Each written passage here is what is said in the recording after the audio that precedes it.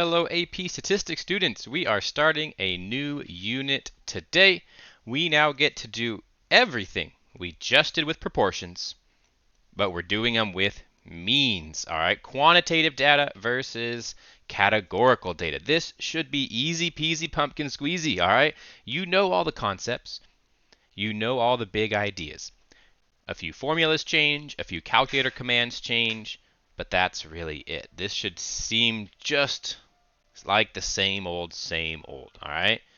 So we are going to take a look at the one sample t test, or sorry, the one sample t interval, the confidence interval for a average, all right? So we're going to talk about some beer. I mean stats. I mean beer made by stats. I mean stats made by beer. One of those, all right? You'll see. You'll see. All right, so if you remember the basic idea of a confidence interval, so from last unit, we would have a p-hat, right? There's our sample proportion, and then we would add or subtract the margin of error. And the margin of error was the z-star, how many standard deviations are we going out, times the standard error, which was the square root of pq divided by n. And so we just have to transform this from being about proportions to being about averages. So instead of a p-hat, we're going to have an x-bar. Plus or minus. Now, so historically, this started off with the same thing, z-star. All right, times the standard error for means, which was the standard deviation divided by the square root of the sample size, if you remember that. Now, when we knew the population parameters, we used sigma there, right? That was sigma. Now, of course, now that we're doing samples, we don't know the population standard deviation. All right, so we will be using the sample standard deviation, S sub x. Now, it's a little bit different, not too much. With the video you're going to watch right now, you're going to realize that this formula didn't quite work as often as we wanted it to. All right, the story of William S. Gossett is going to show us why this had to change to x bar plus or minus t star. We're learning a new distribution today. So not a normal distribution. That's what z is based off of, right? Let me write that down. Z is all based off of the normal curve, right? You would do a inverse norm to find the z-star. But after a while, we found that that wasn't quite working as often as we needed it to. And so this dude called William S. Gossett invented the t-distribution. And so we'll use a t-star instead of a z-star. Now, what the heck am I talking about there? Well, for that, I need you to pause this video and go in your OneNote if you're not already in your OneNote and click on this link right here and watch the video that tells you a little bit about William S. Gossett and what he did for stats. It's a very interesting story that will tell you why we have to use T-star instead of Z-star. So pause it, then come on back. All right, welcome back. Welcome back. Hopefully you saw a bit about William S. Gossett and his work with the Guinness Brewing Company. That's pretty awesome, isn't it? That he developed statistics to better brew beer. Thought that's pretty awesome. So, are we ready to do our first one sample t interval for mu? All right, that's what we call it. So not a one prop z anymore, not a two prop z, a one sample t interval for mu. So again, you got to use t and not z. All right, so here is our first scenario. We select 50 random students from Edison High School.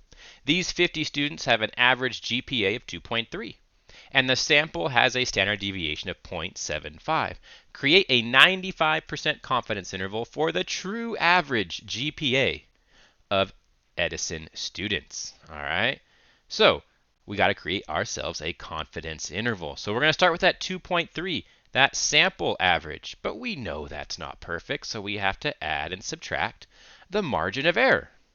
So for the margin of error, we need a t star and the standard error on this side, which is going to be 0.75 divided by the square root of our sample size, which was 50. All right. Now, how many of those standard deviations do we have to go out in order to be 95% confident? Remember that t star or the z star when we did proportions? That had to do with how confident we wanted to be. And before we did an inverse norm, but now we have to do an inverse t to figure out what that is. So let's do that here. I'll pull up my calculator. Turn that on. We're going to go second distribution, and we're going to go down to number 4, inverse t. Hit enter. So area, that's the same as always. If I want to be 95% confident, that means on the inside of my curve, I've got 95%, right? Which means each tail is 2.5%. And if I'm going to do an inverse norm or an inverse t, it always does area to the left. So if I want this boundary right here, I need to use 0.025.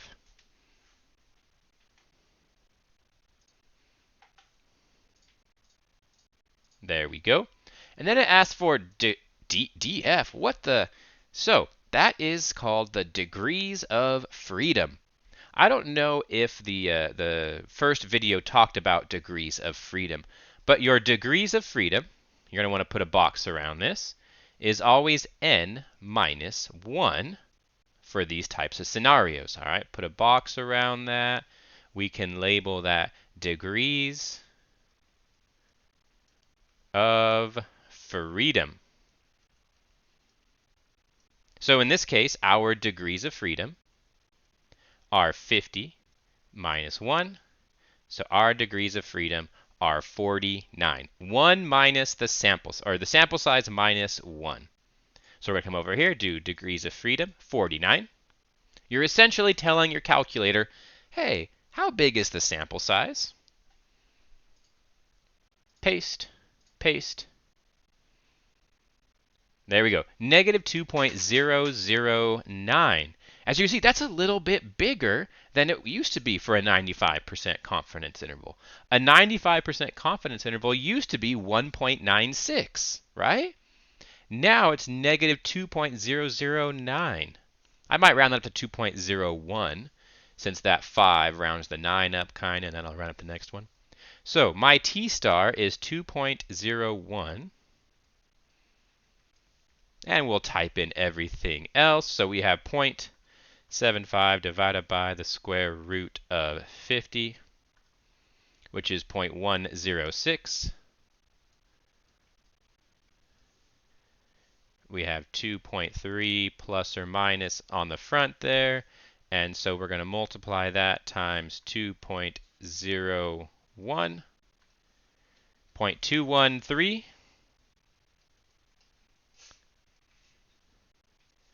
All right. So we have 2.3 plus or minus. Now remember, this over here is your margin of error. A little blast from the past here. Don't forget that thing after the plus or minus is your margin of error. That is the number that we are going to add and subtract to find our interval. So let's add and subtract and finish up our interval there. So 2.3 minus 0.213. Which is 2.087, and then 2.3 plus 0.213, and 2.513. So we are 95% confident the true average GPA for Edison students is between 2.087 and 2.513. Now I might just make a quick note that, did you notice that, man, That T star is not very different from Z star. Well, that's because our sample was so big. If you remember from the movie, Gossett was working on sample sizes of like 1, 2, or 3 from his beer samples. All right, if you do more, well, you can't really work very well now, can you? So, for us, when we do large samples like this, yeah, the T star and the Z star are basically the same. Your T distribution basically becomes normal. But because the T star always works, that's why we're just always going to use T. We don't have to switch between T and Z and normal versus a T distribution. No, no, no. We don't have to switch. Just always use T, and it's good. All right, now if you're thinking like, what the heck is that degrees of freedom thing? That's new. All right, I'd like you to understand kind of what that is. So if you could pause this video one more time, and then head on over to this video right here. This is a very flamboyant gentleman. He does a really good job of giving you the basics of what degrees of freedom are. All right, so pause this video, click on that, take a watch. All right, hopefully you're back and you watched that. He does a very good job of explaining what degrees of freedom are. Thankfully, all you have to do with it is right here. And don't forget it. There's not much to do, thankfully.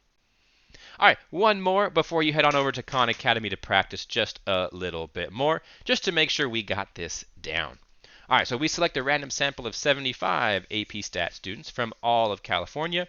They spent an average of 45 minutes on their last stats homework assignment, and the sample had a standard deviation of 18 minutes. Create a 90% confidence interval for the true average amount of time spent on the previous homework assignment for AP Stats students. All right, so our average was 45 minutes, plus or minus. The T star, we'll save that for a minute here, times the standard error, which would be 18 is the standard deviation of the sample, divided by the square root of our sample size, which was 75. All right, so we need a T star for a 90% confidence interval. I'll highlight that one more time. The 90% confidence interval goes with the T star. So pull up my calculator, go second distribution, and then we got to remember, oh, this is means, not proportions. And so I have to use a T distribution, not an inverse norm. Inverse T. All right, so a 90% confidence interval. It means there's 90% on the inside, which means there's 10% on the outside, but that's two tails of 10 that make 10%, so it's 0.05 on either side. Degrees of freedom this time will be 74, n minus 1. 75 minus 1. All right, paste that. There we go. Man, the calculator has to think a while for that, doesn't it? Negative 1.66. Again, I don't care about the positive or negative since we're adding and subtracting anyway. So negative 1.6. Let's go with 1.67. All right, so we've got 1.67 there. If you remember for a Z star, it's 1.645. So it's not that different. Times, let's do a step here. What's 18 divided by the square root of 75? 2.078 plus or minus 45. All right, and then we will find our margin of error, 1.67 times 2.078, 3.47. All right, so that's a nice way to look at your confidence interval, 45 plus or minus 3.47. So add and subtract that, 45 minus that number, 41.53, is our lower bound, and 45 plus that number, 48.47.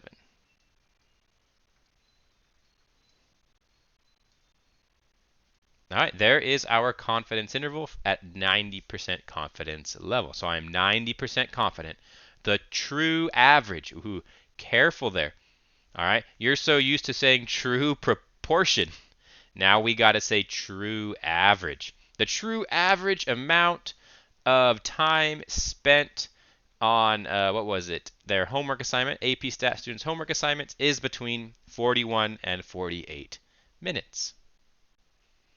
All right, so practice this sum. I got two Khan Academies for you to take a look at. One of them is just practicing that T-star, finding that, and then the other one is actually finding the full confidence interval. I think Mr. Khan oftentimes puts it that way to make, ooh, sorry about that, to make sure that you have to do this by hand and not on the calculator, because yes, you're just going to end up doing this on the calculator. You'll go stat, tests, and then you will find a one sample t interval somewhere. Where are we? It's in here somewhere, I think. Z interval. Oh, there it is, t interval. That's your one. There it is. Number 8. You can check your answer with number 8 there, your t interval. I'm sure there's a 2 sample z and then a 2 sample t. We don't use the z, we just use the t. So 8 and 10. All right, good luck with that, and I will see you all tomorrow.